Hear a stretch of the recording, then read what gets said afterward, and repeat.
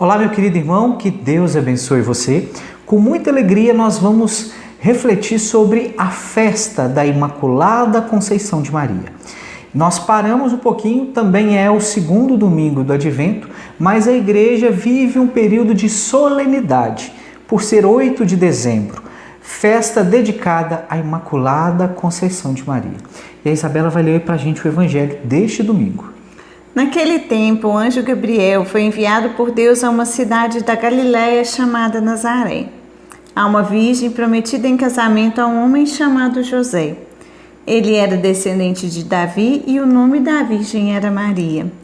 O anjo entrou onde ela estava e disse: Alegra-te, cheia de graça, o Senhor está contigo. Maria ficou perturbada com essas palavras e começou a pensar qual seria o significado da saudação. O anjo então disse-lhe: Não tenhas medo, Maria, porque encontraste graça diante de Deus. Eis que conceberás e darás à luz a um filho, a quem porás o nome de Jesus. Ele será grande, será chamado Filho do Altíssimo, e o Senhor Deus lhe dará o trono de seu pai Davi. Ele reinará para sempre sobre os descendentes de Jacó, e o seu reino não terá fim. Maria perguntou ao anjo: Como acontecerá isso se eu não conheço homem algum?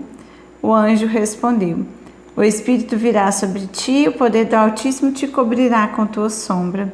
Por isso o menino que vai nascer será chamado Santo, Filho de Deus. Também Isabel, sua parenta, concebeu um filho na velhice. Este já é o 6º mês daquela que era considerada estéril, porque para Deus nada é impossível. Maria então disse: Eis aqui a serva do Senhor, faça-se em mim segundo a tua palavra. E o anjo retirou-se. São palavras da salvação. Glória a vós, Senhor. E nessa reflexão nós vamos ter 2 momentos. A Isabela vai falar um pouquinho agora do contexto histórico da proclamação do dogma e eu vou fazer um comentário bíblico sobre o dogma da Conceição Imaculada. Então esse dogma ele foi proclamado pelo Papa Pio IX no ano de 1854.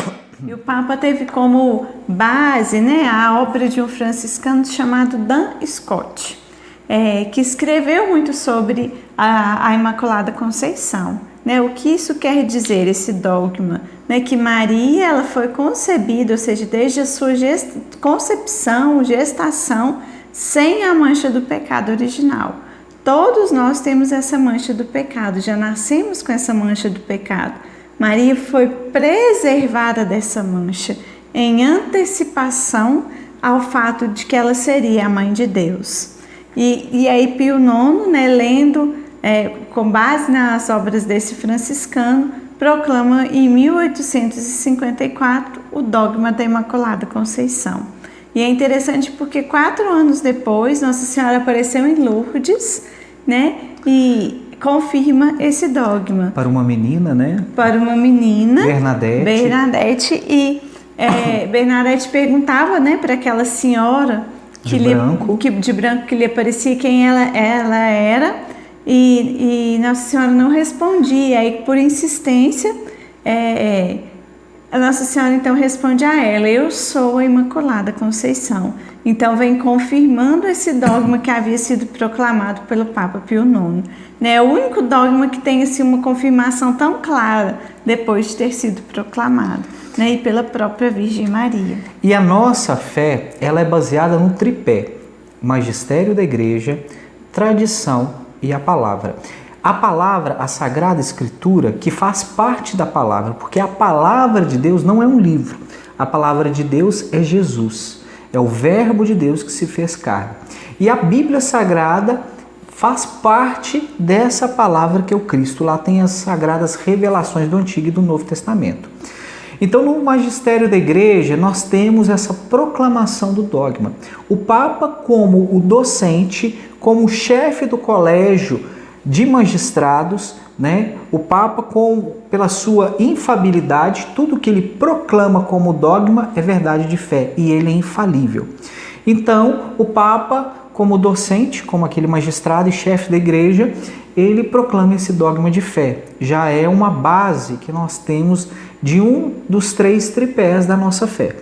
Outro tripé importantíssimo, a palavra de Deus, a Sagrada Escritura. Nesse evangelho nós temos a afirmação que o anjo Gabriel aproxima-se de Maria e a primeira coisa que ele diz é Ave gratia plena, ou seja, ave cheia da graça, plena da graça, toda revestida da graça. O Senhor é convosco. Ou seja, em toda a história do povo de Deus, em todo o Antigo e o Novo Testamento, os anjos apareceram para vários homens e para várias mulheres, mas para nenhum deles, nenhum anjo deu uma saudação como deu a Maria. Apareceu no Antigo Testamento para profetas, para Jacó, apareceu no Novo Testamento para Pedro, apareceu para outros discípulos, mas a nenhum homem e a nenhuma mulher, nenhum anjo chegou saudando com essa saudação, ave, gratia plena, ave, cheia da graça, abundante da graça. E Maria é a única criatura de Deus que é cheia, plena da graça, plena do Espírito Santo. E com essa base bíblica também Pio IX proclamou Maria Imaculada. Nós festejamos nesse final de semana o fato de Ana ficar grávida de Maria e neste momento Maria ali já no ventre de Ana já é plenificada da graça de Deus. E os estudos do franciscano Dan Scott vão falar justamente disso, que houve uma antecipação de Deus Pai. Deus Pai, vendo que Maria ia ser a mãe de Jesus Cristo, já preservou ela desde o início do pecado. Por isso que Maria é a Imaculada Conceição. Ou seja, ela não é só sem pecado a partir da gravidez de Jesus, pelo fato de Jesus estar sempre com ela, onde há luz, não há trevas, aonde há Deus não há o pecado. Não é simplesmente pelo fato, mas é antes disso. Desde o fato que ela foi concebida no ventre de Ana, ela já era sem pecado original. Tanto que Gabriel proclama, quando a encontra, ave, gratia plena, plena da graça. E isso é bíblico, é uma fundamentação bíblica, está no evangelho que nós lemos. Maria é aquela que é plena da graça. Não existiu nenhum homem, nenhuma mulher plena da graça de Deus como Maria. Jesus é o próprio Deus, a segunda pessoa da Santíssima Trindade. É o Verbo de Deus que se fez homem. Ali também não tem nenhuma justificação de pecado. Jesus não tem pecado. Mas Maria é proclamada sem pecado em virtude deste testemunho de Gabriel, ave cheia da graça, e dessa proclamação do dogma do Papa Pio IX, aonde que, segundo os estudos de Dan Scott, o franciscano, no ventre de Ana, ali já é a tradição da igreja, a terceira fonte de fé que nós temos, magistério, Papa, o embasamento bíblico, o Evangelho de Lucas, e essa tradição da igreja que no ventre de Ana, Maria já estava imaculada. E foi confirmado por essa aparição, 4 anos depois da proclamação do dogma.